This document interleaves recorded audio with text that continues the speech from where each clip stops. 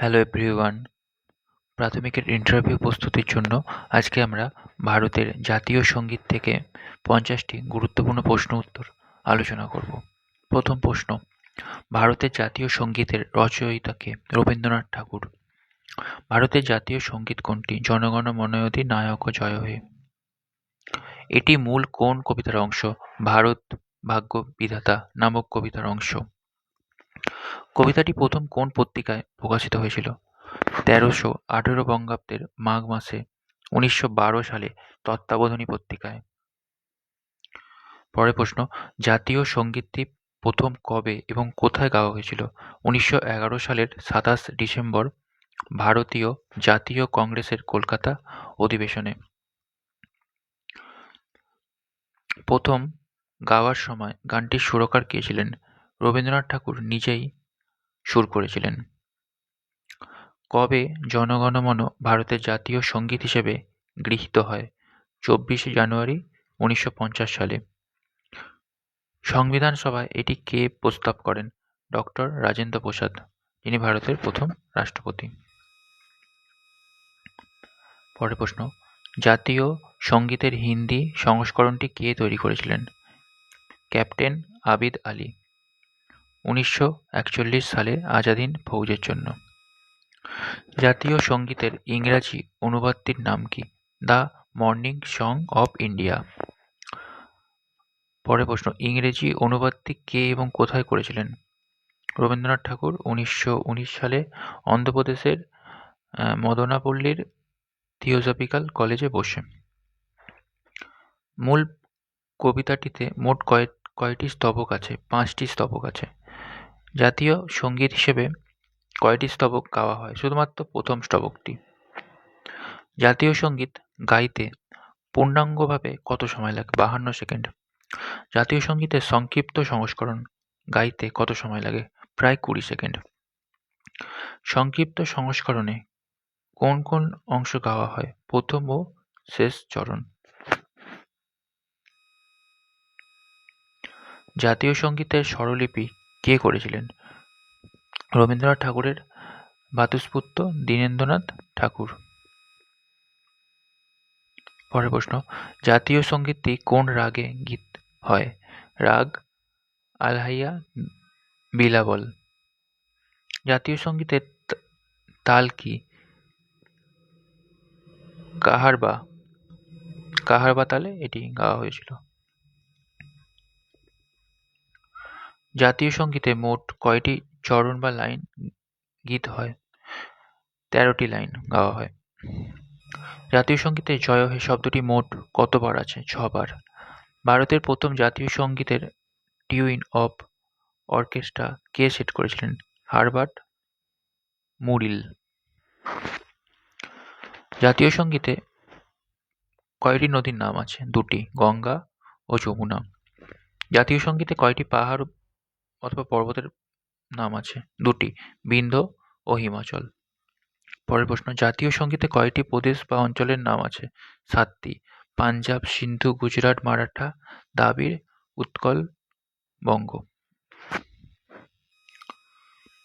পরের প্রশ্ন, দ্রাবিড় বলতে কোন অঞ্চলকে বোঝানো হয়েছে? দক্ষিণ ভারতের রাজ্যগুলিকে, তামিলনাড়ু, অন্ধ্রপ্রদেশ, কর্ণাটক, কেরালা।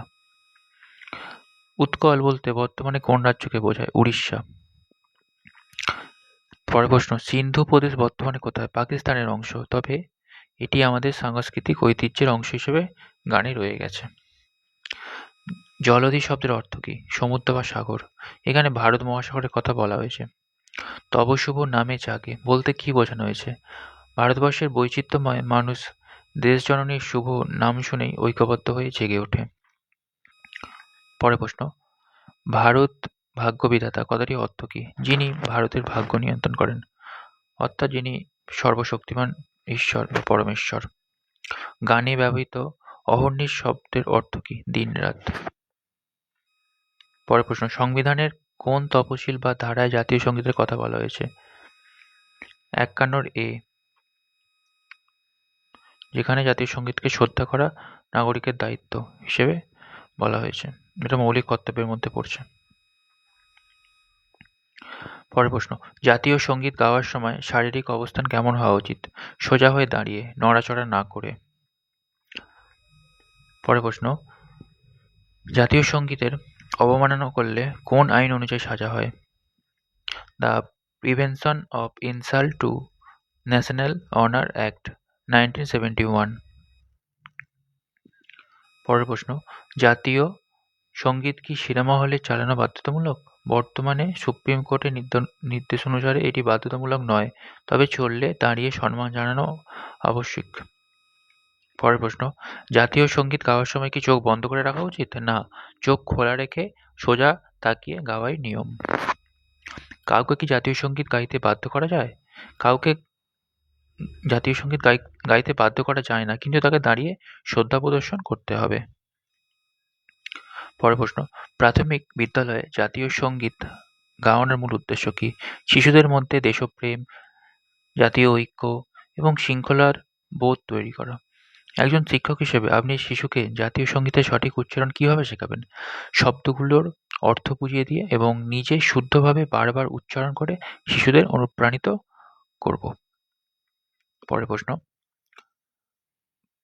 কোনো শিশু যদি জাতীয় সঙ্গীত গাওয়ার সময় হাসাহাসি করে, তবে আপনি কি করবেন?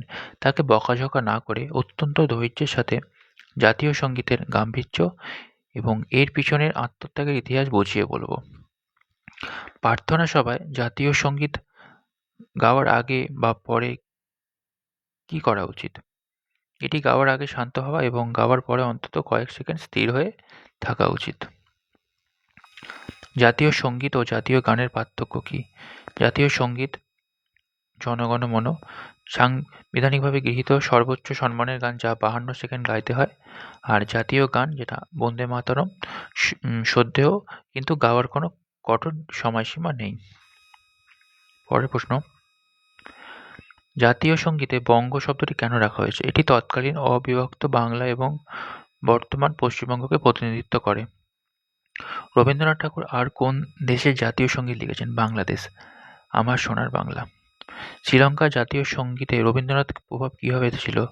এর রচয়িতা আনন্দ সমরাকুন রবীন্দ্রনাথের ছাত্র ছিলেন এবং গানটি রবীন্দ্রনাথের সুরে ঘরানায় রচিত। আজাদ হিন্দ ফৌজের সংস্করণটির নাম কি ছিল? শুভ সুখ চৈন। জাতীয় সঙ্গীতের পাণ্ডুলিপি কোথায় রাখা আছে? ভারতের ন্যাশনাল আর্কাইভস এবং বিশ্বভারতীতে। পরের প্রশ্ন, জাতীয় সঙ্গীত গাওয়ার সময় কি হেডফোন ব্যবহার করা উচিত? একদমই নয়, এটি অত্যন্ত অসম্মানজনক। লাস্ট প্রশ্ন, জাতীয় সঙ্গীতে ভারতের কোন কোন প্রকৃতির কথা বলা হয়েছে? হিমালয় পর্বত, বিন্ধ্য পর্বত, গঙ্গা ও যমুনা নদী এবং সমুদ্রের ঢেউয়ের কথা বলা হয়েছে।